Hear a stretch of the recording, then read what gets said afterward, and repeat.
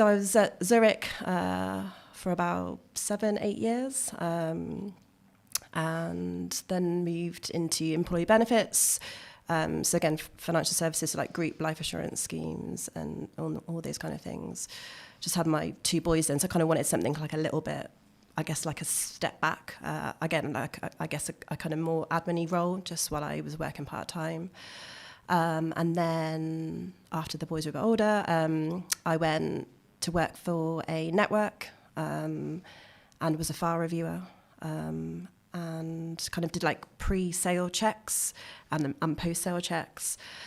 Was there for about 4 years, and then had a bit of a run-in with the manager at the time where,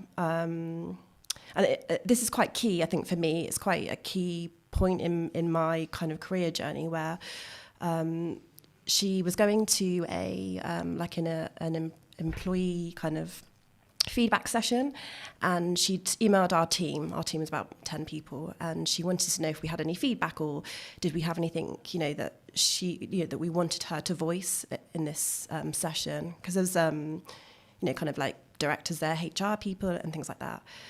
And I'd fed back that I'd seen like kind of the job that I was doing, I'd seen it advertised, so as in we were trying to get a bigger team for like a crazy high salary. I can't remember what it was now. Something like 10, 15 grand more than what I was on. So I thought, she's asked me my opinion. I'm gonna, give my opinion on that. So I just said, well, actually, it would be really helpful if you could ask them how we can kind of afford to bring new people in with no experience within the company on like a much higher salary than I'm on. And she came back and said that wasn't the case, that wasn't the salary banding for the job. So I kind of like screenshotted the job role and like the salary banding and sent it over. And I was like, well, but it is, because I've found it. And it was just kind of this backwards forwards argument. And I just thought, why am I working for someone that's asked me for my opinion? Like, as in a personal opinion, it's not like related to like work. It's actually my personal opinion, and is now arguing about my opinion and won't take that forward. So I basically handed my notice in with no job, because I was really quite annoyed by how that had kind of played out, and that I was kind of being not like gaslit, but kind of it was being made to sound like that I definitely didn't see a job like advertised at this salary. And I was like, but I have, because here's kind of evidence, here's the research. So I handed my notice in with no job, which was like looking back now was crazy, but it was actually such a good decision, because I had a 3-month notice period. And at that point, I think I'd been in financial services probably about 13-ish years, 14 years. So I knew that I probably would get a job at some point with the experience and the qualifications. And he ended up going to work for a really small outsourced compliance company in Essex, in Colchester.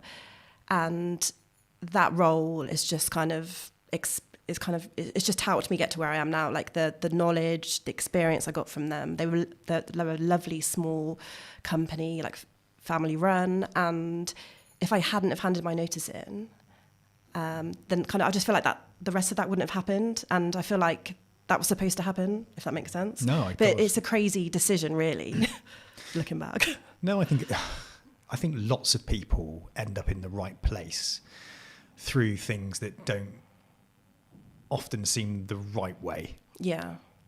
I'm now working for Hoxton Wealth as their head of creative. 11 months ago, I was running a recruitment business. I won't go into detail, but a lot of chaos happened. Yeah. Weirdly, I almost was praying for it to happen because I'd had enough.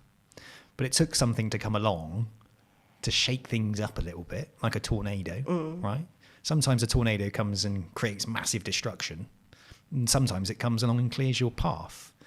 And these things that happen for a reason, and I'm just a firm believer in that.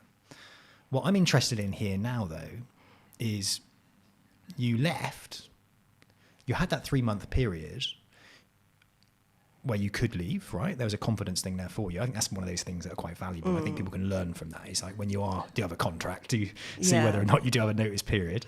But going into a consultancy, why did that transform you and change you, though? What about that role was it that actually opened you up to a different level of career development, perhaps?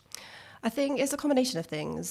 So I'd only ever worked for networks or product providers, and this role was a compliance consultant working for IFAs. So when you work for a network and product providers, which I'd never realised, because I think if you've only got experience in that until you're exposed to something else, you've literally, that's all you kind of ever know. You just get used to that. So working for a network, they basically decided internally within that network, like how the firm is going to run. So the guidelines around, like a sales process and what products they have to recommend and all sorts of things, like what goes in the recommendation letters. So that's all very specific to that network. And I didn't realise that. I thought that was just like what everyone had to do in the UK. So it was only when I then went to work for directly authorised advisors, I remember saying a couple of things to like the manager that was training me, like, oh, shouldn't they have to put this in here or this? And she was like, oh no, that's because you've come from a network and it's, their interpretation of the FCA rules. So that side of things was like a massive eye-opener for me. And also, again, when you work for a network, you just work in your little department. You don't have a huge amount of interaction with any other like work colleagues, departments, senior people.